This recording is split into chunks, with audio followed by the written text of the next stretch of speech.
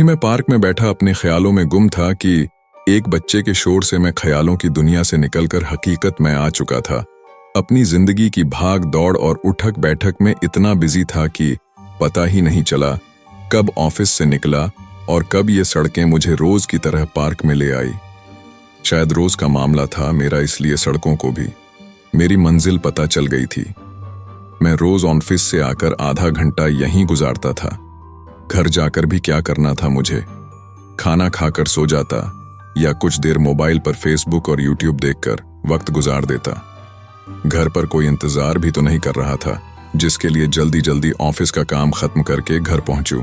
मैं तो अकेला रहने वाला बंदा हूं। खैर छोड़िए मेरे दुख की कहानी। शायद घर से दूर आकर काम करने वाले सभी लड़कों की मेरे जैसी ही कंडीशन होती होगी। शाम के वक्त दिल्ली का मौसम कुछ ज्यादा ही सुहाना हो जाता है। अचानक मेरा ध्यान फिर उसी बच्चे पर गया जो अपने साथ बैठे बूढ़े आदमी से बोल रहा था, नानू प्लीज दिला दो ना एक आइसक्रीम। पर उसके नानू शायद मान नहीं रहे थे। मैं मुस्कुरा दिया उस बच्चे की मासूम सी जिद पर। कभी मैं भी अपने नाना से ऐसे ही जिद किया करता था अपनी फरमाइशें पूरी करने के लिए। अरे बातों बातों में मैं अपना नाम तो बताना ही भूल गया आप लोगों को। मेरा नाम आरिफ है। मैं दिल्ली जॉब के सिलसिले से आया हूं, पर मेरा असल घर लाडपुर में है। ऑफिस टाइम से पहुंच जाऊं तो पास ही एक कमरा ले लिया किराए पर। हर वीकेंड पर घर जाकर मम्मी पापा और भाई बहन से मिल आता हूं। उस बच्चे और उसके नानू को देखकर मुझे अपने नाना याद आ गए। मेरी छोटी बहन, छोटा भाई और मैं, हम तीनों मम्मी के साथ अक्सर गर्मियों की छुट्टियों में नानी के घर जाते थे। वहां जाकर हम खूब मस्ती करते, जिसमें हमारे नाना भी हमारा साथ देते। रोज शाम को वो कुछ देर हमारे साथ खेलते और फिर हमें कहानियां सुनाते। कहने को तो वो कहानी सुनाते, पर उनकी कहानियां यूं लगती जैसे कोई हकीकत का किस्सा सुना रहे हों। शायद कहानी कहने का हुनर भी किसी किसी को ही आता है, और मेरे नाना उनमें से एक थे। कुछ इस तरह कहानी सुनाते कि नजरों के सामने फिल्म सी चलने लगती और हम खुद को उस कहानी का एक किरदार समझने लगते। उन्होंने एक ऐसी ही कहानी सुनाई जो आज तक मैं नहीं भूल सका। मुझे आज भी याद है, तेज गर्मी की शाम थी और हम नाना के आसपास बैठे जिद कर रहे थे कि आज कोई भूत वाली कहानी सुनाए। हमारी बहुत जिद करने के बाद वो मान गए और फिर नाना ने कहानी सुनानी शुरू की।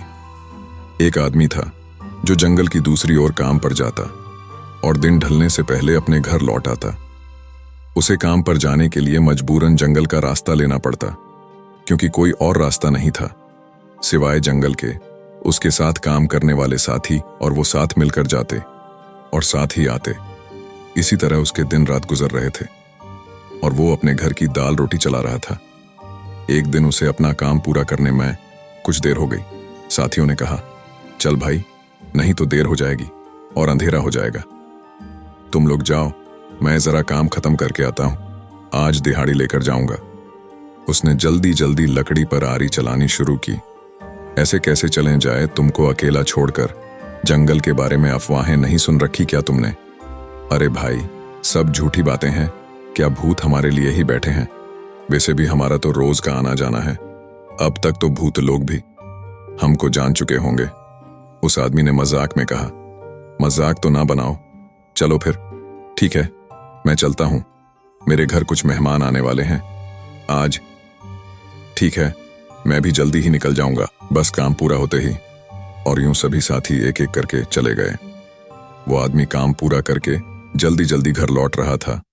उसे चलते चलते बहुत देर हो गई थी, पर जंगल पार ही नहीं हो रहा था। ऐसा लगता है कि वो एक गोल रास्ते पर चल रहा है, जहां से शुरू करता चलना कुछ देर बाद फिर वहीं आ जाता। वो सोच रहा था कि आज ये क्या हो गया है जो जंगल पार ही नहीं होता। कहीं मैं रास्ता तो नहीं भटक गया? ऐसा कैसे हो सकता है? ये तो मेरा रोज का काम है, आना जाना। फिर यूं अचानक रास्ता कैसे भूल सकता हूं? यूं ही जंगल में रास्ता ढूंढते ढूंढते शाम ढलने लगी और चारों ओर अंधेरा फैलने लगा। अब उसे कुछ कुछ फिक्र सताने लगी। अगर रास्ता नहीं मिला तो कैसे घर पहुंचूंगा? जंगल में जंगली जानवर भी है और अंधेरे का खौफ भी। तभी खामोश जंगल में खामोशी को चीरती एक जोरदार आवाज गूंजी, मैं। उस आदमी ने इधर उधर देखा तो कुछ नजर नहीं आया। कुछ कदम चलने के बाद फिर वही आवाज गूंजी, उस भटके आदमी ने फिर इधर उधर देखकर आवाज वाली चीज को तलाशने की कोशिश की। तभी उसे वहां जंगल में एक छोटा सा बकरी का बच्चा मिला, जिसकी मई से पूरा शांत जंगल चीख रहा था।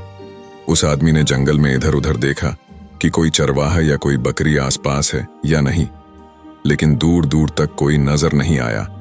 और वो बकरी का बच्चा उस आदमी को देखकर ऐसे बोल रहा था जैसे उससे मदद मांग रहा है। उस आदमी को छोटे से बच्चे पर तरस आ गया और सोचा, मैं भी तो घर ही जा रहा हूं, तो क्यों ना इसे भी साथ लेता चलूं। यहां रहेगा तो कोई जंगली जानवर खा जाएगा और ये नन्ही सी जान अपनी जिंदगी खो बैठेगी। ये सोच रहा था कि उस आदमी ने बकरी के बच्चे को उठाकर अपने कंधे पर बैठा लिया और फिर चलने लगा, इस उम्मीद में कि कहीं ना कहीं से रास्ता मिल ही जाएगा। वो आदमी चलता रहा तो अब उसे कुछ जाना पहचाना सा रास्ता लगने लगा। उससे महसूस हुआ कि अब वो जल्द ही घर पहुंच जाएगा। इसी खुशी में उसे अचानक बकरी के बच्चे का ख्याल आया, तो उसने महसूस किया कि बकरी का बच्चा अब खामोश हो गया है।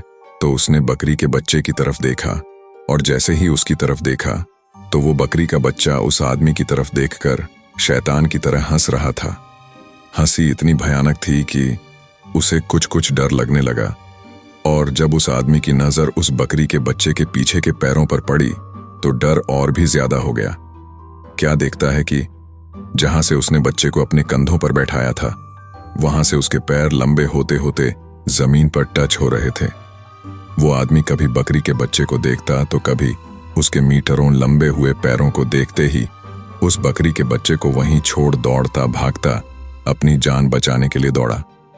फिर उस आदमी के साथ क्या हुआ, ये जानने और आगे के भागों को जल्द से जल्द देखने के लिए हमारे वीडियो को लाइक, शेयर और हमारे चैनल को सब्सक्राइब करें।